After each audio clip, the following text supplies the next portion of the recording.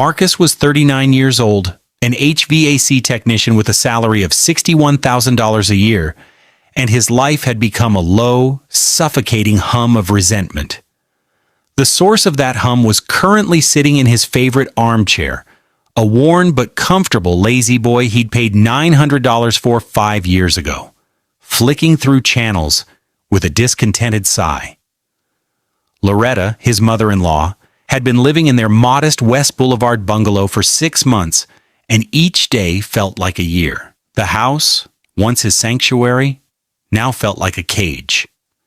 His wife, Bianca, stood by the mantelpiece, arranging a set of worthless glass figurines Loretta had brought with her. She adjusted a tiny porcelain swan, her back to Marcus. The silence in the room was heavy, broken only by the click of the remote and the faint scent of the chicken and rice he'd cooked for dinner, a meal Loretta had described as pedestrian. "This television is so small," Loretta said, not to anyone in particular.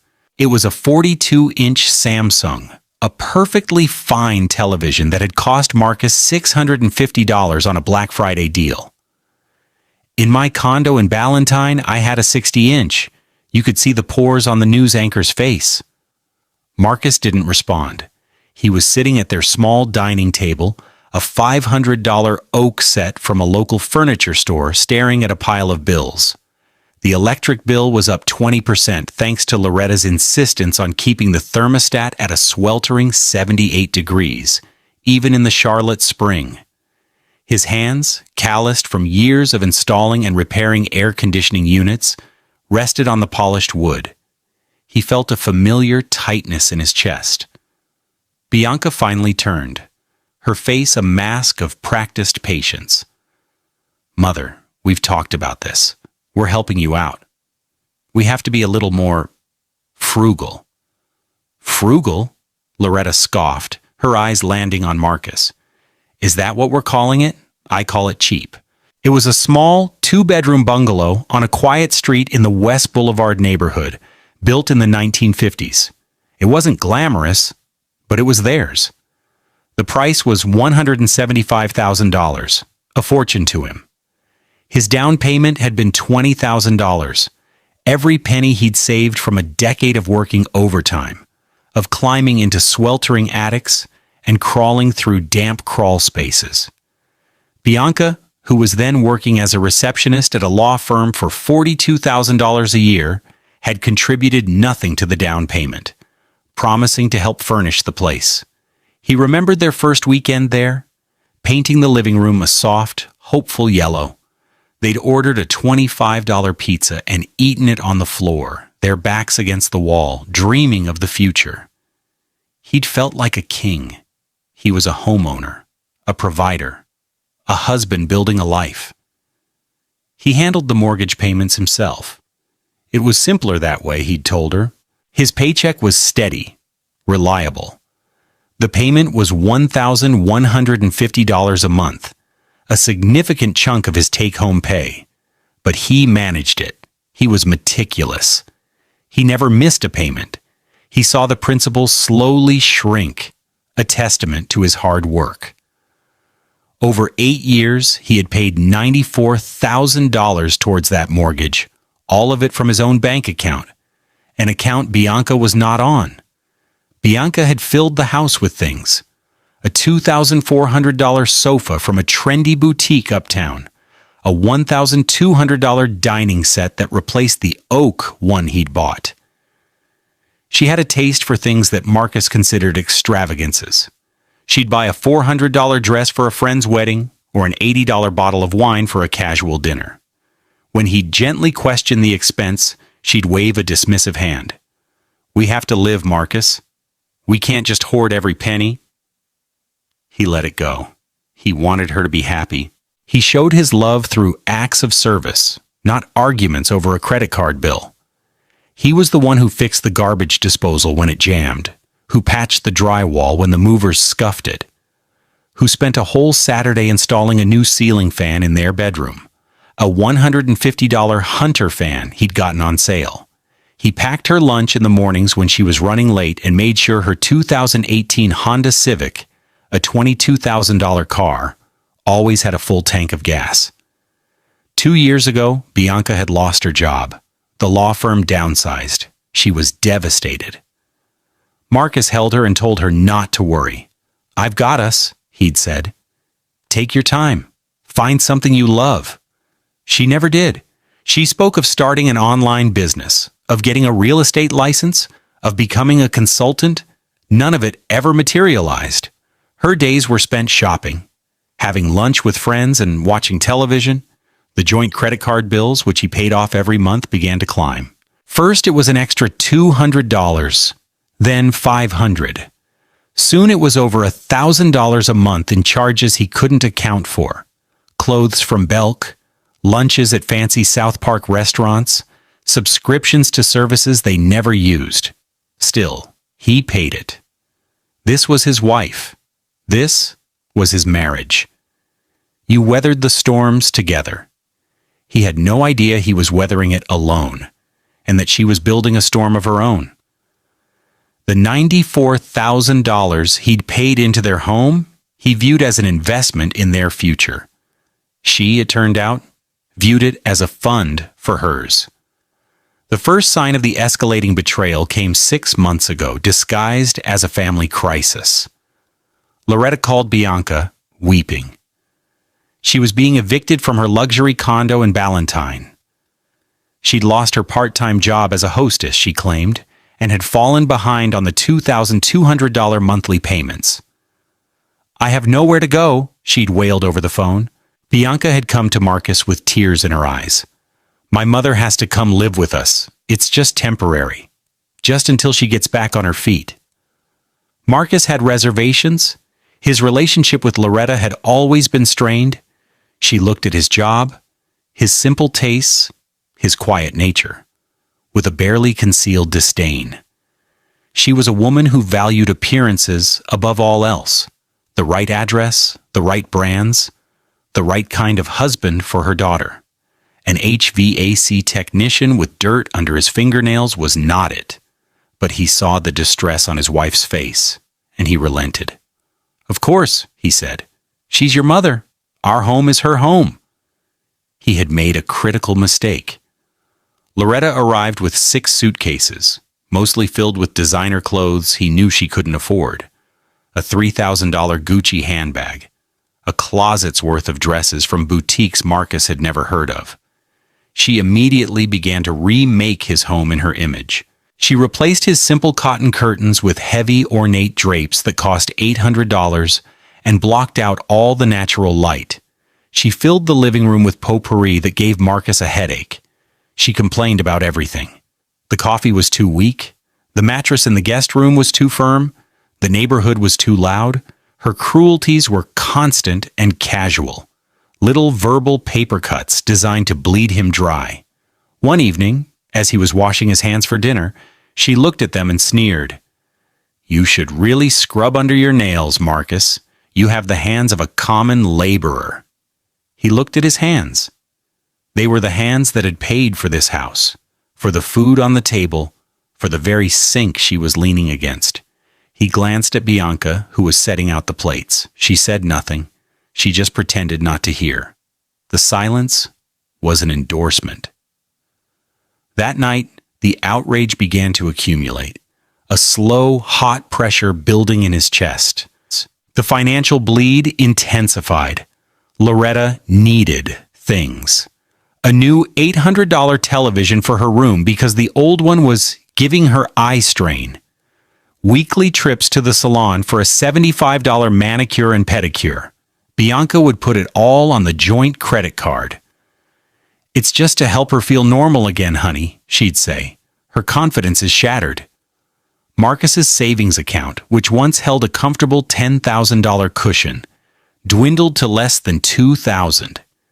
He started taking on more side jobs, working weekends, coming home exhausted, his body aching, only to be met with Loretta's complaints and Bianca's placid indifference.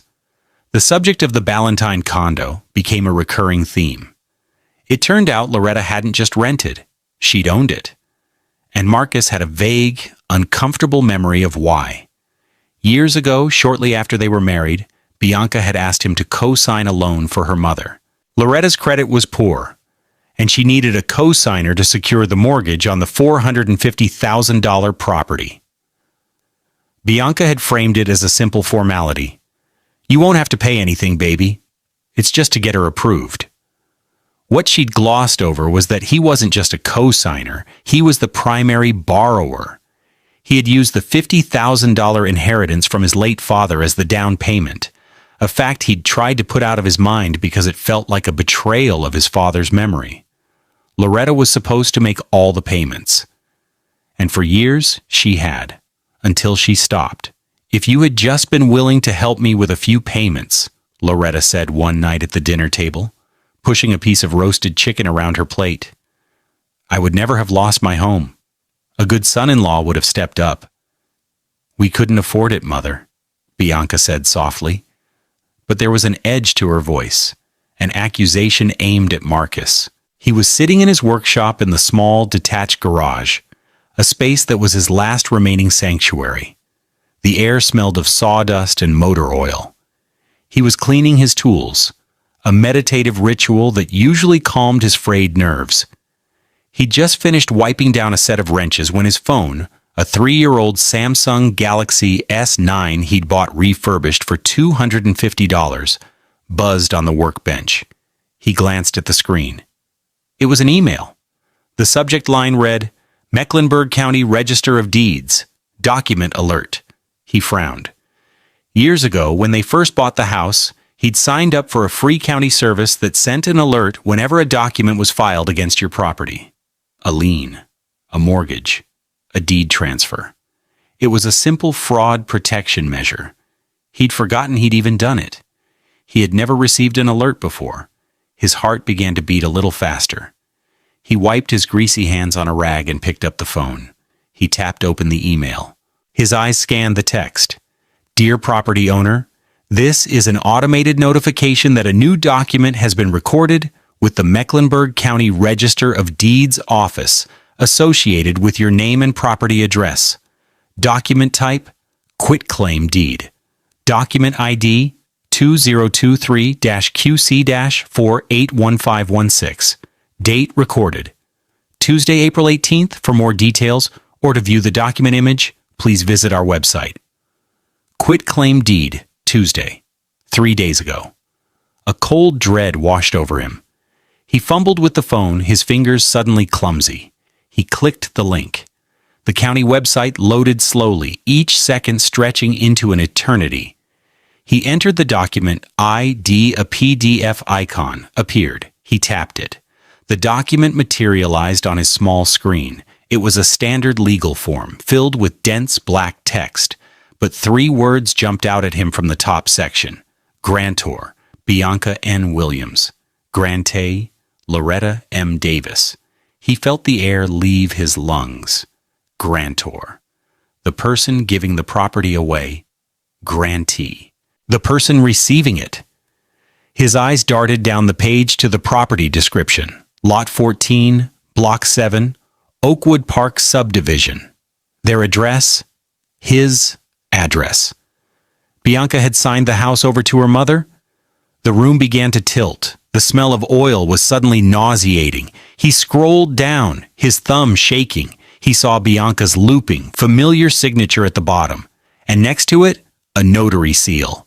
How? How could she do this without him? They were both on the deed. It required both their signatures. He sat down heavily on a wooden stool, his legs weak. He stared at the phone, at the digital image of the document that had just stolen his home, his future, the $94,000 of his sweat and labor. He could hear Bianca and Loretta laughing inside the house, the sound drifting through the open workshop door. It was a high, careless sound, the laughter of people who believed they had gotten away with something. He felt a wave of pure, cold rage, followed by an unnerving calm. The pressure that had been building in his chest for months didn't explode. It solidified, turning into something hard and sharp. He didn't know all the legal details yet, but he knew one thing with absolute certainty. This was not just an argument. This was war. and they had just made the catastrophic mistake of underestimating their opponent. He walked back into the house, his movements stiff and deliberate.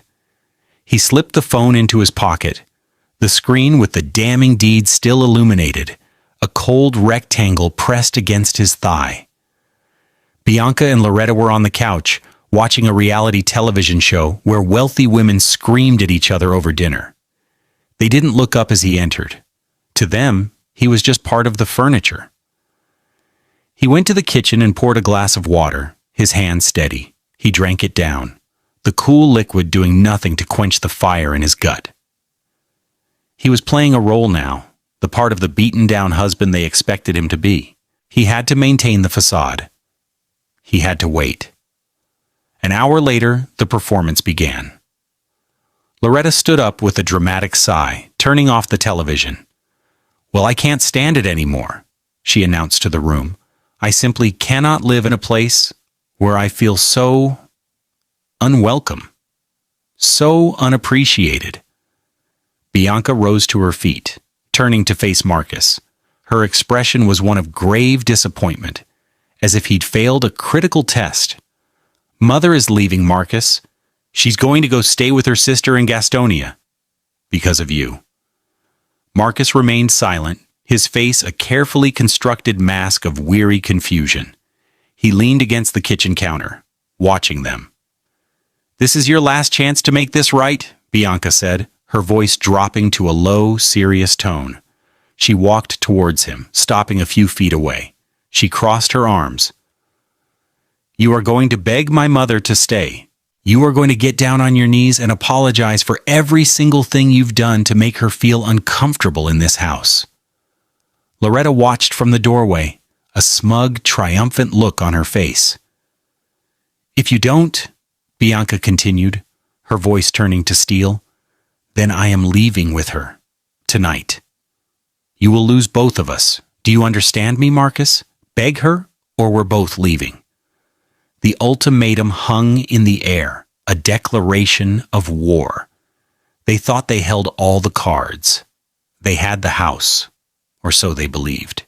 They had his love, his loyalty, which they saw as a weakness to be exploited. He looked from Bianca's cold, demanding face to Loretta's victorious smirk. He felt the phone in his pocket. He thought of the quitclaim deed. He thought of the $94,000. He thought of his father's $50,000 inheritance. And in that moment, something inside him broke, not with a crash, but with a quiet, decisive snap. The love he had felt for his wife curdled into something cold and unrecognizable. He said nothing. He just stared at her, his silence a void they couldn't interpret. "Well," Bianca snapped, her patience wearing thin, "are you going to let your pride destroy your marriage?" He pushed himself off the counter and walked slowly past her into his workshop. He closed the door behind him. He needed to think. He needed a plan. Through the thin door he could hear them whispering. "He's cracking," Loretta said, her voice dripping with satisfaction. "Give him an hour. He'll come crawling back." He had no idea how wrong she was. The next morning, Saturday, he woke up before them. He went into the kitchen and made coffee, the $500 Cuisinart machine gurgling softly in the quiet house. He made a full breakfast, scrambled eggs, bacon, toast, an act of service just like always. It was the perfect cover. Bianca and Loretta came into the kitchen looking surprised. "Oh," Bianca said, a little thrown off balance. "You cooked?" "I'm thinking," Marcus said, his voice quiet. He placed a plate in front of each of them. He didn't sit down. He just drank his coffee standing by the counter. They ate, exchanging glances over his head. They believed his domestic gesture was the beginning of his surrender. They believed his quietness was shame. While they ate the breakfast he'd prepared in the house they'd stolen, he was in his workshop on his laptop, a $700 Dell he'd bought for invoicing. He was composing an email. The recipient was Ava Hayes, a real estate attorney his boss had once recommended. The subject line was urgent, fraudulent, quitclaim deed. In the body of the email, he attached the PDF of the deed and a brief, precise summary of the situation. He hit send at 8:14 a.m. Later that afternoon, he went out to mow the lawn. The push mower, a reliable $200 Craftsman, sputtered to life. He pushed it back and forth across the small yard, the blades chewing through the thick spring grass. He was mowing the lawn of a house that was no longer legally his. The absurdity of it was almost comical. Bianca came out onto the porch, a glass of iced tea in her hand. "Have you thought about what you're going to do?" she asked, her tone impatient, as if he were a disobedient child. Marcus stopped the mower and wiped the sweat from his brow with the back of his hand. He looked at her, standing there in her expensive lounge set, a woman who had betrayed him in the most fundamental way possible. He felt a strange sense of detachment, as if he were watching a movie. "I'm thinking," he repeated calmly. He pulled the cord on the mower and started it again, the roar of the engine ending the conversation. Each lie, each moment he feigned normalcy, was another brick in the wall he was building around himself, a wall they would soon find was impenetrable. At 2:30 p.m. on Saturday, Marcus's phone rang. It was an unknown number.